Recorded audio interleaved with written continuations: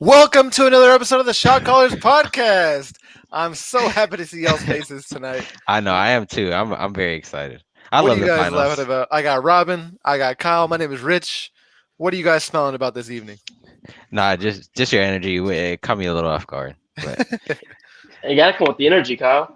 Yeah, man. It's game. but We're going into game 3, and we got 2 yeah, games off after this game 2. So the next matchup's going to be on Sunday night.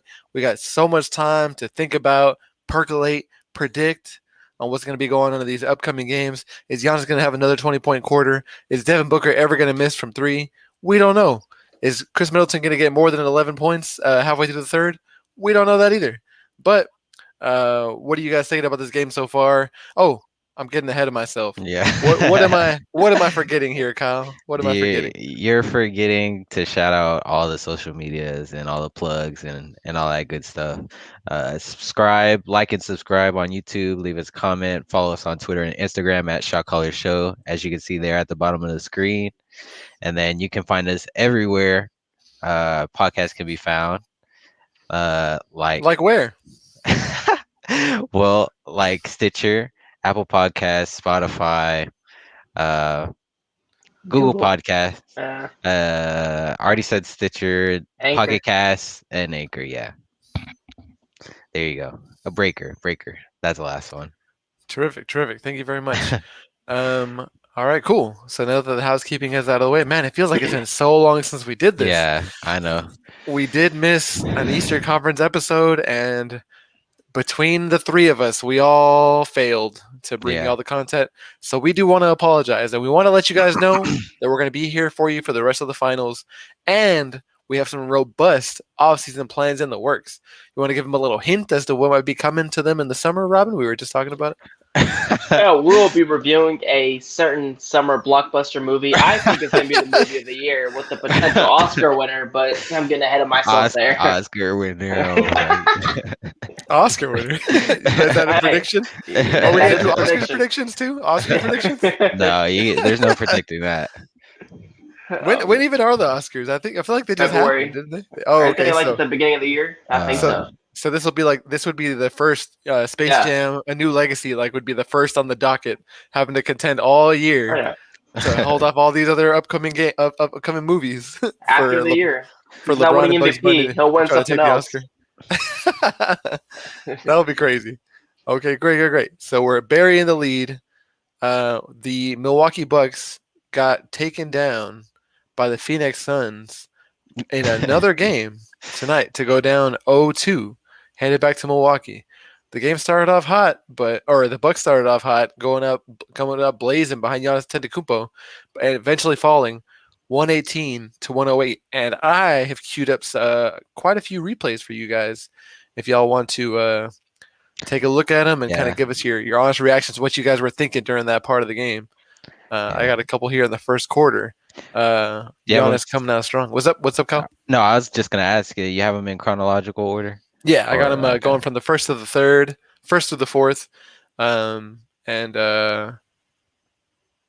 guys are gonna enjoy them. It's kind of Bucks heavy because it seemed like the Bucks had more like athletic kind of bursts of action that were kind of fun to watch, but the Suns had great shot making and little kind of dribbles in by guys like Mikal Bridges and things like that. But I just happened to capture the Bucks a little bit more often. So yeah, started off with this Giannis fast break dunk, and then after that, halfway through the third, first. It's a wide open shot. That problem with Brook Lopez. That's a funny nickname though. If he was What playing kind? bad, if he was playing like really bad, like Brick Lopez, that would be his name. And you said there was a problem with him? Or you said not liking his drop coverage here against yeah. Chris Paul's slow Yeah. mid range? Yeah, that's been a problem all playoffs long, especially like in the first game or the first couple of games. Like they'll be dropping like way too much and giving up the open shots, like against Trae Young and all those guys. And now he's doing it against like Booker and Chris Paul. But I mean, he has played. They've made adjustments that he's had good defensive moments. Just not all the time. It might not just be Brook Lopez's fault because right here on the next clip I got going up, Chris Paul goes right at Giannis's chest and lays it in. Shades of 2015 Clippers. Chris Paul making it over Tim Duncan and company. Look right here.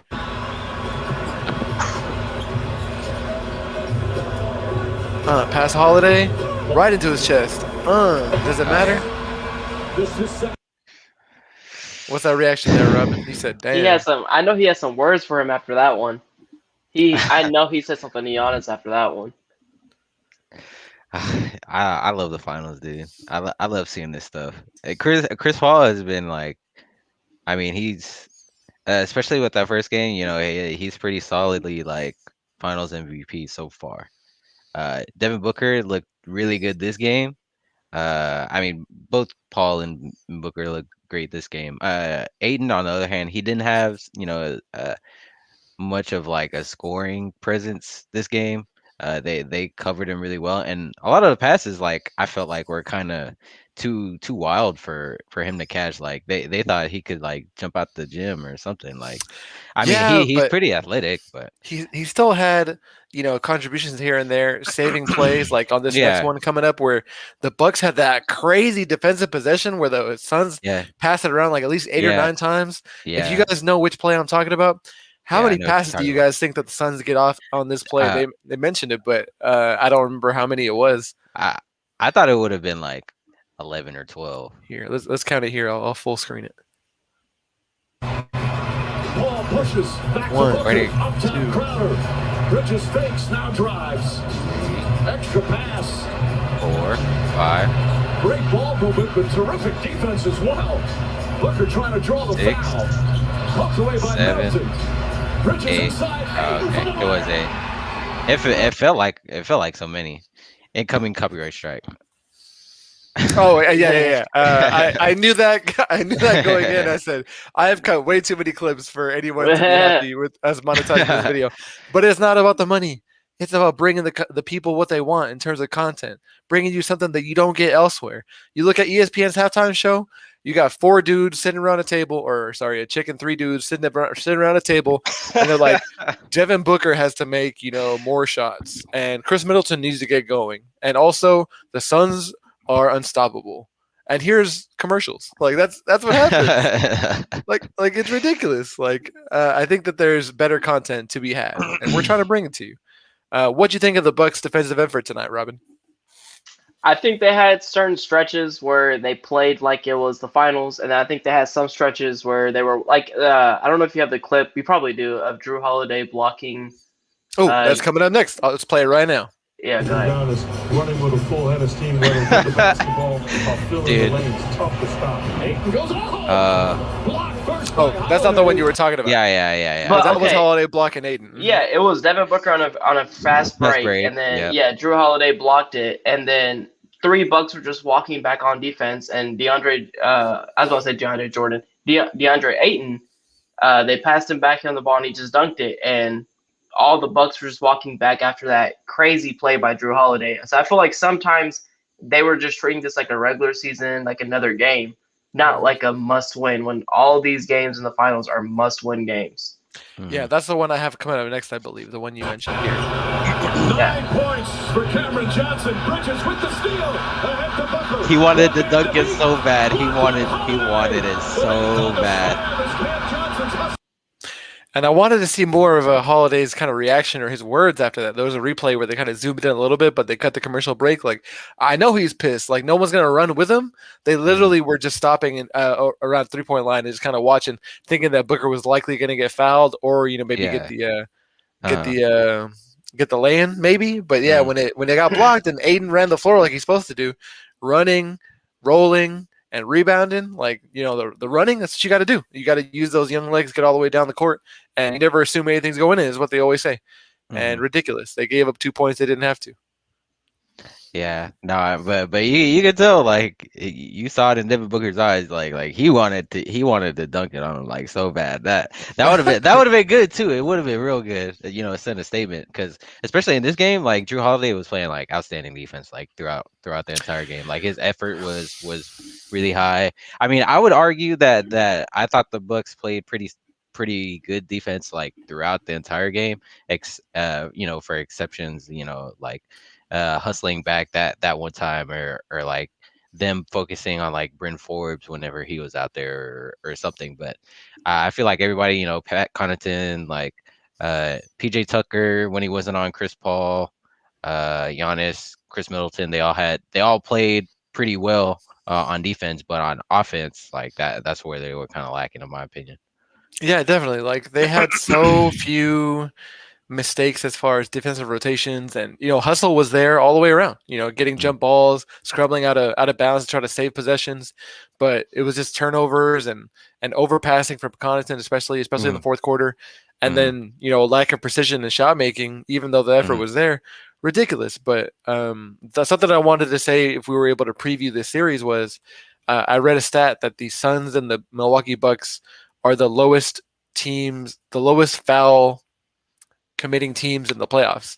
So just exemplified in this game, it took to the second quarter for the Suns to shoot their first free throws. Yeah, and that was something that it was almost halftime. Like it was like literally like 30 seconds left or something, and Aiden finally got to shoot a free throw after making the bucket, so it was off of an and one. I mean, it was 16 minutes before they even got fouled. So yeah. Yeah, it was crazy. And like Coach Bud mentioned, they wanted to foul less. So great execution on that end. And so you're not giving up these easy free points, but so great execution. Only 118 when the Suns were shooting as hot as they were. They made 7-8 threes in the first quarter. Like they were. I was like, man, it was 8. I feel like the percentages might come down after this. It'll be more of a close game. But props to the Suns for executing and keeping the lead up towards 11 and 12 every time the Bucks got it down within 5 or 6. On the next one, let's see. I don't know which highlight this is. Let's see if we can remember in the moment. Chris Paul looking for the opening, finds DeAndre Ayton. Excellent defense from Lopez. Oh yeah, Lopez defense, man. Yeah, Ayton was coming in off the short roll, tries to get a floater going. He doesn't commit the foul and gets a save. I'm just going to watch it one more time. Props to Brook Lopez. He gets shit on a lot. But this dude contributes in so many small ways. It's crazy. People always want to say, go small, play him off the floor. He can't move his feet. He doesn't seem like he has offense all the time, even though he's the Brooklyn Nets leading scorer all time. Like, he's got a whole bag. So I wanted to just give him a little bit of time to shine. I also like when he's out there because when they switch, he gets so many offensive rebounds. And he doesn't bring the ball down, which I love. I hate when big guys bring the ball down and let everybody else steal it.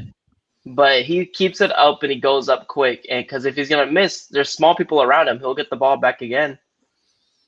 Yeah, generally, like you want to keep it up high. Even shooters that do that. When Klay Thompson catches the ball up here, if he doesn't put it back down again, saves some time, guys can't swipe at it. Same thing holds true for the big guys. When you take it low, you let Chris Paul's little grubby mitts get at it. But you keep it high, then there's a better chance for you. What did you say? What Chris Paul has grubby mitts, grubby little mitts. He's trying to get everywhere. He's about to have a ring on one of those. Hey man, it's still too early to tell. He's gonna have a grubby ring on the grubby mitts. Oh, this one was tight. Oh, this is one of the plays that you were mentioning where they were acting like he was Superman, but then Bridges comes in off the scramble, off the rebound out to Jay Crowder. And gets it off the right corner and gets the dunk. But yeah, this is where they were like, "Oh, DeAndre Ayton, you can jump 12 feet high, can't you?" Does at the rim. Booker throws it up. Ayton somehow able to catch it. Crowder comes away with the ball. Nice feed. Bridges.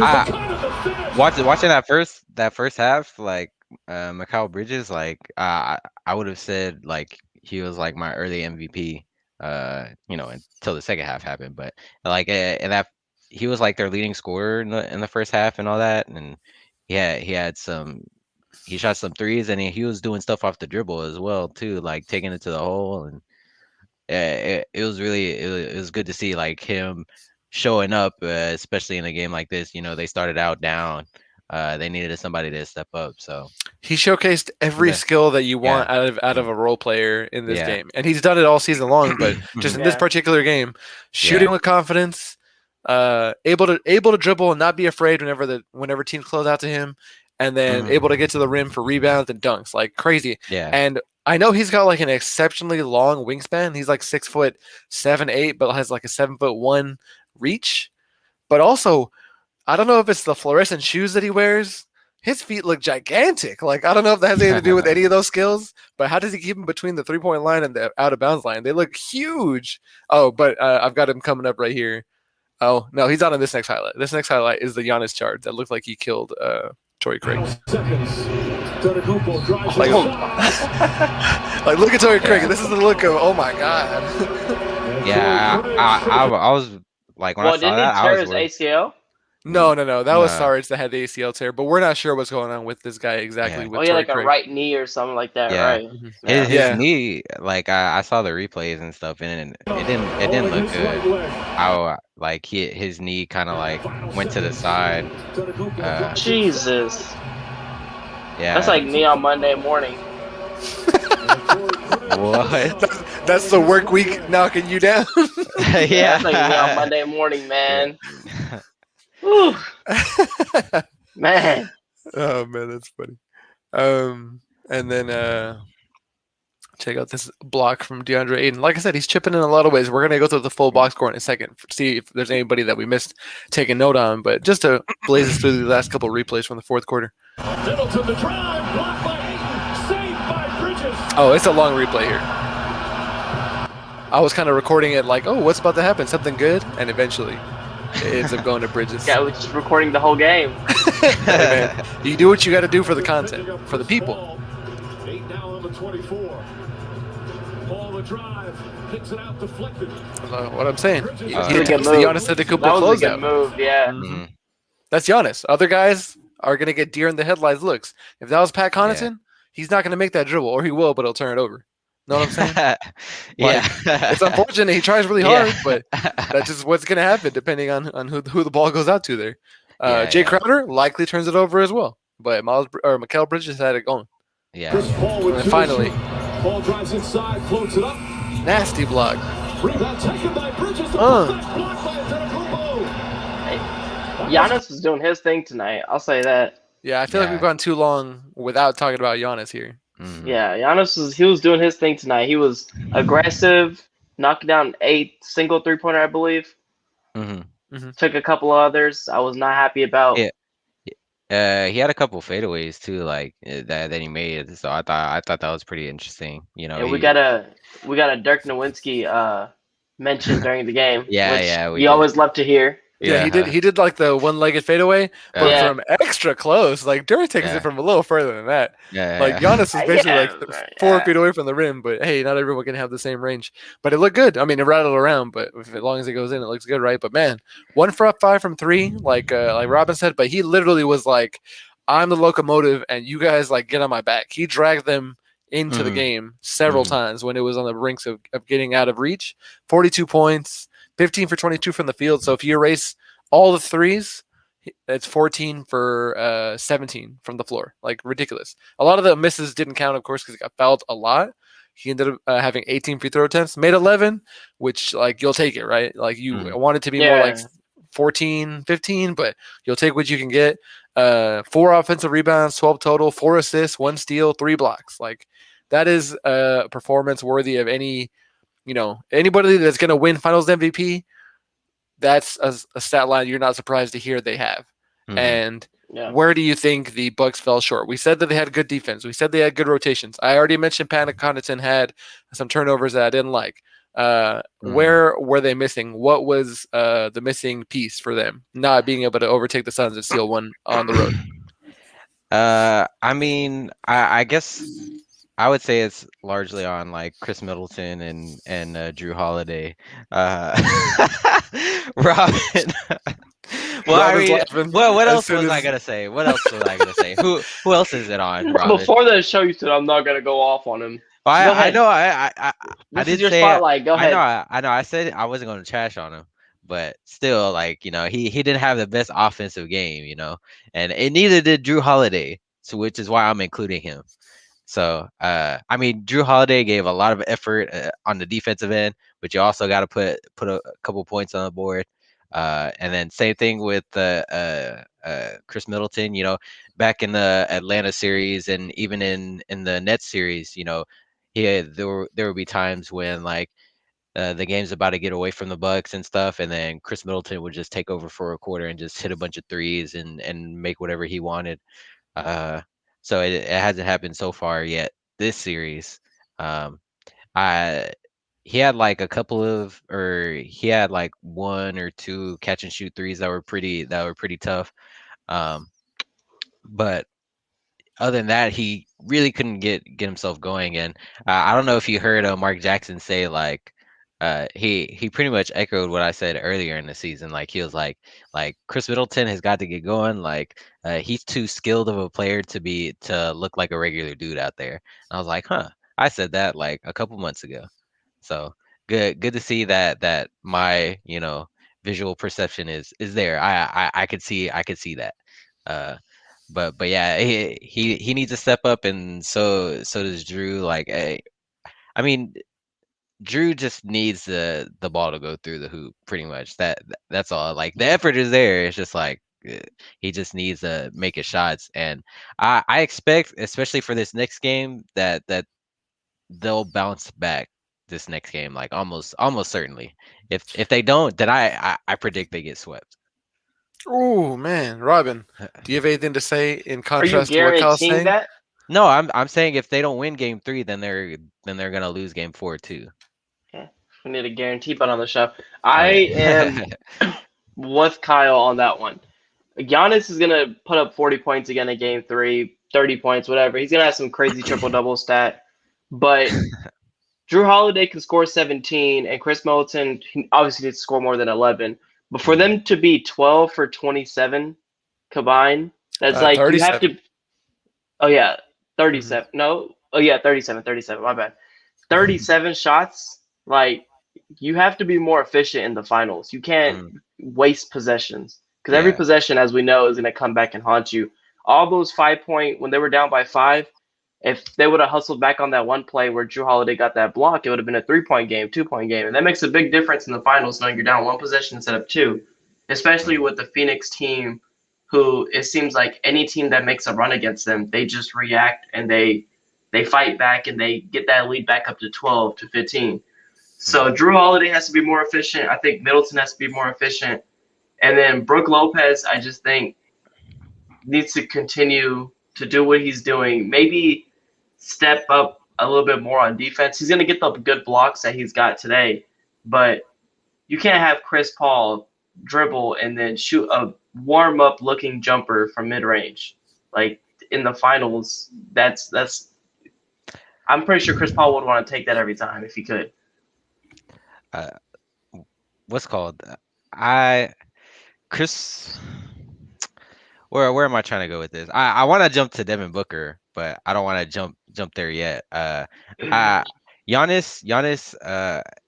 I feel like he played okay on defense, but it's just kind of tough, with the knee and injury and stuff. I'm sure he's like kind of. I mean, picking if and he choosing can his score 42 moments. points on offense, I don't think you can like go around and say, "Oh, but his knees hurt, so he couldn't play great on defense." Like you can put it up on both okay, sides well, if yeah, you're playing okay. like that on offense. Okay, yeah. Good point. I remember hearing that earlier. So yeah, he definitely could play better on defense potentially.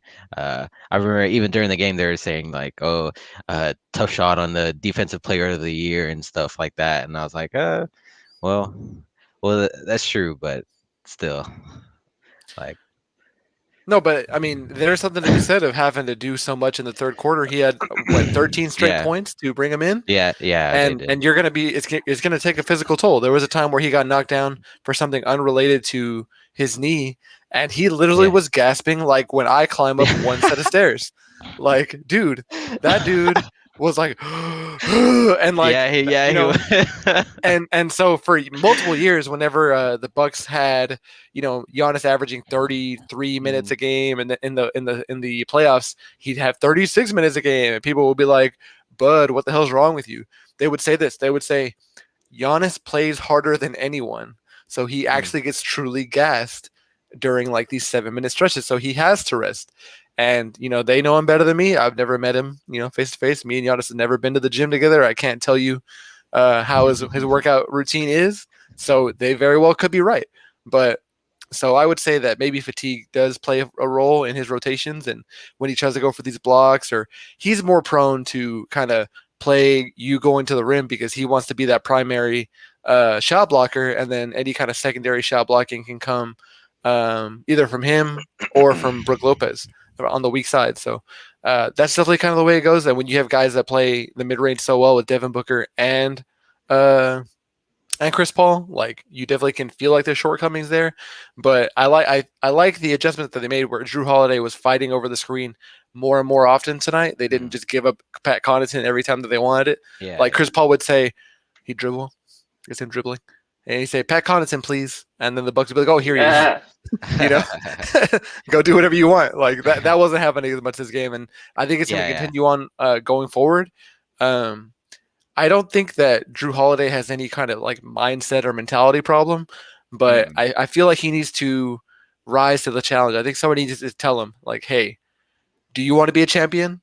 If so, you got to defend Chris Paul and Devin Booker as often as you can and get 21 points. Like that's what if you don't get that, the Milwaukee Bucks are not going to be champions, and it's really going to hinge on him because nothing you can do is going to stop Chris Middleton from fluctuating the way that he does from game to game. That's not a knock on him. It's just the way that he is. If you say, okay, he's really put it together. He's got 37 minutes a game, averaging 27 points, 9 rebounds, and 2 assists. That's great. He's really putting it together. And then you look at his career averages, and they're exactly the same as they've always been. So his highs and lows have been consistent like this for several years. That's not going to change now. The only thing that's different from this year to last year is Drew Holiday, and he's going to have, it's easy to say. If he has to have more points, then they're going to win. But that's truly the difference because Giannis just put up 42, and they were almost competitive. They never even got to within 2. Yeah, they didn't. And I was gonna go off. Giannis had 20 points in that third quarter, but it essentially didn't matter because like you said, they were never able to bring it close. And really shout out to Devin Booker because in my opinion, he looked like I'm. This might be cliche at this point, but I'm gonna say he looked really like Kobe Bryant-esque this game. He gets the comparisons all the time, but I just feel like the way he was, picking his shots and taking his shots like in that third and fourth quarter, like it was crazy. Like he got whatever he wanted, even though like there would be tough defensive matchups like on him.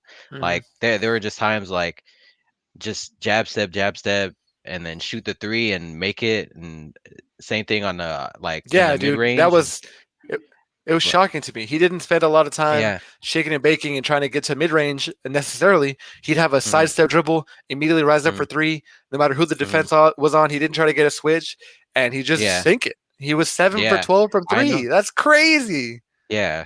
Like it was so cold to watch. Like it really didn't matter. Like they didn't play bad defense on him in most of those possessions either. Like he was just making the shots like essentially like how Kobe was, like just even though like he'll miss a couple here, or like he'll be played tough on defense one possession, but then he'll just come back and nothing fazed him. Like he comes down the floor and on to the next one, make the next shot, and that's what he did, and that's what helped them keep the lead. Crazy, even though he got hit in the face again. Yeah. I was gonna say he started off a little cold too, so you're gonna be wondering if it's one of those games where he's just not feeling it, and then bam, he just pull up 3 during a fast break, and you're like, okay, he just missed like 2 3-pointers, and then he knocks that one down and gets him going. Definitely Mamba mentality there. He doesn't care how many he misses. He's going to keep shooting, which is what they need him to do. And he doesn't sweat. Like, you look at him in the replays, like, are you even sweating? No. Yeah. That I kind of noticed that too. I was like, you'll see like Chris Middleton or not Chris Paul, but like maybe like Bobby Portis or something. They're like drenched with sweat and they're like constantly, dripping. But then you'll see like Devin Booker, and he's like, he looks mad almost, and it's like, are you even sweating? Like are you tired? Like you look pretty good. Like hey, you're not breathing that hard. Like he's just like super skilled. And yeah, I just pulled up a Devin Booker shot chart. 4 for 12 in the first half, 33%, and then just from the field in the second half, 8 for 13, 62%. So definitely turned it on after the Bucks started making that run without sweating. No sweat. Yeah. No, I did. I mean, I'm happy. I'm just happy. This is the finals. Like we're watching history unfold before our eyes. Like this is potentially the start of like a new kind of era. I mean, you could argue that probably happened when Toronto won the finals, but uh, these are two like completely new teams to the finals. Obviously their teams haven't been to the finals in forever. Mhm. Uh, so I think it's so much fun to watch. Like no matter what happens. It's definitely exciting seeing two teams who everybody in the preseason or before the season started was basically saying they have what it takes, but they just don't see him there. Yeah. And then bam, now they're here, and to actually watch them play and see the games they're doing with no Warriors, no LeBron in the finals is definitely new and it's refreshing. Hmm. Yeah. I'm I'm excited. I'm so happy. Uh, I'm. Do you think that? Okay, I'm kind of jumping ahead to like next season, but do you think do you think like the Bucks? Do you think they have the potential to make it back to the finals next season, or do you think that like they've kind of messed up and getting to the finals this year and keeping Coach Bud instead of like trying to improve on the coaching position and whatnot, or do you think that they'll be just fine for next year? I definitely don't think anything's guaranteed. Mm, Who knows what's going to happen with the Nets if they're healthy?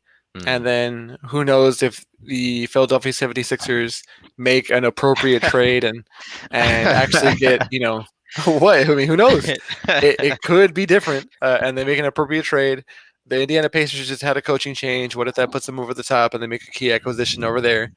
And then the Raptors, I feel like they're not gonna, smolder into ashes. I think they're gonna mm, rise, especially mm, if they're able to go play in Toronto again. mm, So competition is going to be fierce. And then even if those three teams that I mentioned don't put it together, the Nets probably will, and they barely scrape past them this season with mm. an ailing Kevin Durant, a hobbled James Harden, and no Kyrie Irving at all.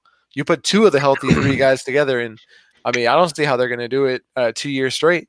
It's something that I said about the Celtics a year ago when they just got bested by the Heat going to the Mm. finals. I was like, man, this might have been their chance to go to the finals. They've been in the Eastern Conference Finals plenty of times with Brad Stevens before that. Now they're going through a Mm. coaching change. They missed it this season, in like really lackluster fashion. And now the Nets have been put together. The Bucks are looking great. The Sixers might be on the verge of something good, and then the Raptors might be back. And so, where was the Celtics window? It was a year ago. Still got the So, Hawks too. oh, and the Mm. Hawks. Yeah, I haven't even They're brought them up. young. Trae Young. They're gonna get better. Gonna get healthy. Mhm. Mm. Sorry for laughing at the Sixers. Hey man, The, why you got to do Joel Embiid like that, man? He well, tries He real I does. hard. mean, He doesn't I trust the process. no, I mean, the problem with the 76ers, isn't with Joel Embiid, in my opinion. It's just their team, and then like Ben Simmons, and then the coach, and then But they're gonna resolve that. I yeah, guarantee. yeah. Guarantee. Oh, Honk, you. honk. That Ben Simmons will be traded by the deadline. I Oh, guarantee it. yeah, probably. Opening night, first game. I guarantee Man. Ben Simmons hits a three. Oh, Book yeah, it. maybe. Book it. Somebody save this. I'll say. We're gonna, Okay. I'll we'll definitely keep replay it in it. mind. 34 minutes in the first finals podcast. We'll We're already talking about next season. Well, before we move on to next yeah, season and start yeah. we're still gonna start predicting the NBA schedule before soon. Where do you guys think this NBA Finals is gonna go? So if I pull up the schedule here, we've got Game 3 on Sunday, and then after that, Sunday is Game 3. Game 4 should be Tuesday. They haven't released. Oh, it's the 2-day gap between that too. So Game 4 is on Wednesday. That's on crazy. Wednesday? Yep. That's weird. It's 2 days off all the rest of the way through. I wonder why that is. And then Game 5 is Saturday. So we have 3 games next week. So I'm pretty positive this is going to go to a Game 5 at least. Like I don't think the Bucks are going to get swept. I'm not with Kyle on that point. I think this rest it'll benefit the Bucks more than it will the Suns. I think the Suns, they're hot, they're rolling. I think they would want less rest. Yeah, that even though they came off rest before the series began, but like the injury to Saric and their depth, that he's not coming back no matter how much rest he's going to get. We don't know what's going to happen to Torrey Craig, but so the rest is not going to bring them back a player. Whereas the Bucks can get more healthy, Giannis can get more springy, and maybe Holiday needs more time in between games to make sure he can keep giving that effort on the defensive end and on offense, and maybe he makes some shots, but. I'm just flabbergasted that there's 2 days between game 3 and 4. And then if there's 6 and 7, there's only one game in between those with a travel trip. I'm not understanding this year. I mean, I expect this game to this series to go to 6 games. But if the Bucks don't take care of the Suns' momentum like right here in game 3, then that's what I'm saying. Like it's going over, baby. Yeah, I'm with you there. I think that obviously a game 3 is a must win because I think if the Suns win game 3, the Bucks can win game 4 just to say they don't get swept, but it's going to be over in 5. But the gentleman sweep. Yeah, but I don't know, man. I think game 3 is going to be fun to watch. I mean, the Bucks playoff run so far has been crazy. I mean, the Hawks series was crazy. The Nets series for sure. That's the series. Like when they beat the Nets, I said, okay, the Bucks can win it all for sure now. But just the way they're playing, I don't know if it's just them relying too much on Giannis and nobody else stepping up or whatever it is. Game 3 is going to be fun to watch. I hope they make the right changes, and then I hope they get Middleton going. And not just set a pick for Giannis to get out the way. Yeah, no, you're right. And like, it seems like when they want to run some plays for him throughout the game, it's like this is like from 3,000 miles away. I'm not there, but just the feeling that I get when I see it on the screen is like, okay, Middleton's like, I gotta fucking score here because coach told me to, and then it doesn't. It doesn't work out, and then he just doesn't get rolling. Like it seems as though. He doesn't have a way to get himself going. They have to run the plays, and it just doesn't work out well. Kyle, what are you laughing at over here? No, that caught me off guard. You were like, because coach told me to. Shit, that's funny. Yeah, I mean, the reason why I didn't pick the Bucks to win the finals is because, like, just because they've struggled when, normally you would expect them to have like a solid advantage. I would point to the Hawks series and the Nets series because obviously they almost lost. Like the first 2 games, they got blown out even when James Harden wasn't there. I mean, of course they were able to rally back the next 2 games and make it a competitive series then, but still it was just like so weird to see. And even that game 7, they like I said, they should have lost. Like they were a size shoe from losing. Yeah, dude. Kevin Durant wears shoes that are 2 sizes too big because he likes having slip-ons. That's the difference. That is legitimately the difference right there.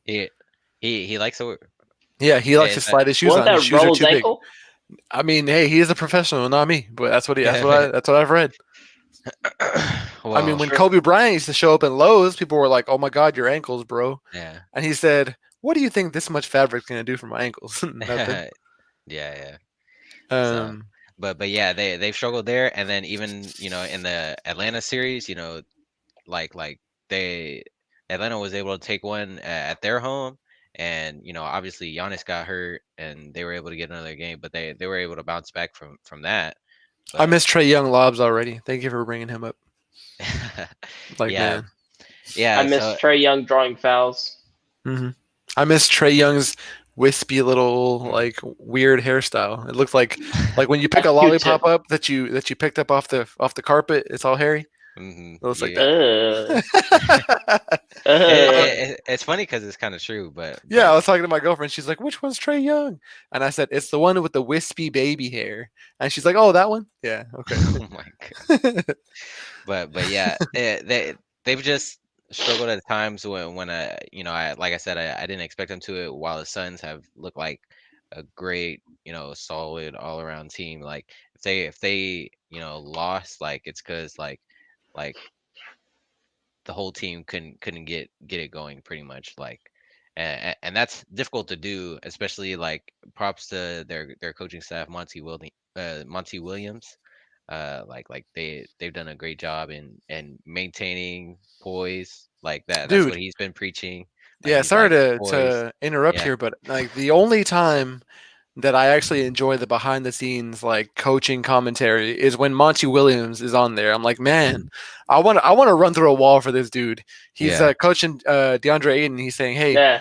you're down on yourself right now because Mm, you have high expectations of yourself. And Aiden's mm, like, you're right, you're right. And he's like, yeah, but you can make a difference with just your effort. It doesn't got to be your numbers. And he was more or less telling him like, does it matter if you have 40 points or 2 points if we win? That's essentially mm, the message. And he was like, gonna go out there and show your force. And he's like, yes, mm, coach.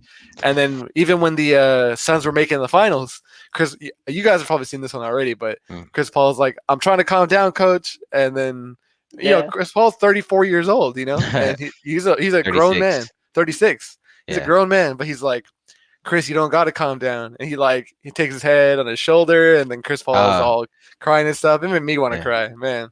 Like that's a guy I want to meet. That guy, that's for sure. Yeah, yeah. Uh, my dad, he said that he looks old, but he's only DeAndre Ayton's only 22, but Oh yeah, DeAndre he Ayton looks like he's 37. Yeah, he looks yeah, a good old. Yeah.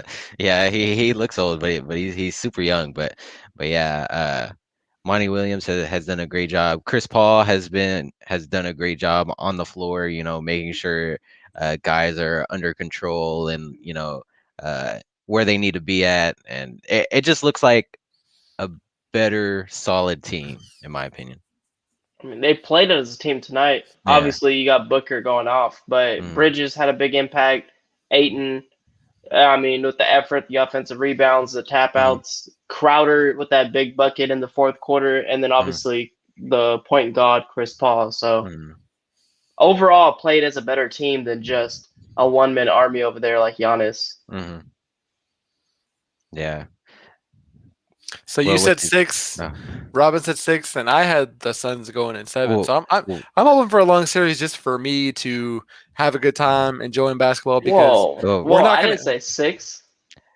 I thought you said 6. Oh, you said it might be going to 7 now. Yeah, but yeah, he's saying Bucks in 7 now. I say Bucks in Suns 7. in 6. Yeah, and I have the Suns in 7. I just hope it goes to 7. I'm not really too concerned about who the winner is because there's great stories on either side. Mm-hmm. But I just want the most basketball possible because it's going to be gone for months, guys. Although we do have the Olympics this year, which is terrific. I always love watching the Olympics. I cannot wait to see the one-on-one action that always comes out. King of the court, James Harden versus Kevin Durant versus I think it might have been Kyrie in the past that I used to enjoy watching a lot. Yeah, I think it was that. Yeah, probably Paul George is in there too. Paul George, no, KD, it was Paul George, Booker. KD, and Harden. Oh, and Booker. Booker was in there too. Yeah, Booker. Yeah. Hey, USA might lose. That's all I'm saying. Slovenia's looking good over there. Slovenia, anything can happen. Looking good over there, man. Luka had some revenge. Kawhi Leonard's not going to be there, so he'll be all right. If Slovenia took on the USA and won, Luka can say goodbye to any Team USA All-Star wanted to join him on the Mavericks in free agency. Just got to rebuild that Slovenia team for the Mavs, and we'll be all right. Man. Yeah. Just sign them the Mavs will be all right, yeah. But yeah, all right. So we got the predictions in here. We got game 3 coming up on Sunday. I think we're all hoping for a Bucks win in terms of competitiveness. Anything else you guys have for this episode? It's a little bit shorter, but it's only one game. So, Kyle, any Middleton rants? No, I've dropped it. I've said enough about Middleton. He knows what the deal is. Not for me, but I'm sure he's heard it from a million other people. So Chris Middleton is like a seesaw. Like it's gonna go down, but it'll come back up. Yeah. So we'll see what happens. Yeah. Or it could just be too heavy or he could just be too heavy and stay down. I don't know. That was a bad analogy. Please give us the Instagram goodness, Robin. So you can follow us on Instagram and Twitter on @Shotcallers Show, like it shows right there. I got it right this time. And then where can they subscribe to our podcast? You can go on Anchor FM, Apple Podcasts, Spotify, Google Podcasts, Stitcher, Breaker, and Pocket Casts. And yeah, I said them all right. Yeah. And Then you can like, comment, and subscribe and turn on notifications so you don't miss an episode, which I will be on every episode starting now, guarantee. Yeah, stop. As long as you don't get drunk on a weekday, then. Bro, you don't have to say that out loud. Nobody knew that, bro. Nobody knew that. It was a work event, guys. Don't think I'm just an alcoholic. Dude, it would have been an inside joke if you didn't say anything. Bro, you just said drunk on a Thursday, bro. They don't know that. They don't know that. Well, thank you guys for tuning into a dysfunctional fun episode. And Richard, you're dying. You're roboting. Oh, I'm sorry. Kyle, please take us out. All right, see you guys in the next one. It's me, Robin, and Richard saying peace. See y'all in the next one. I'm not an alcoholic.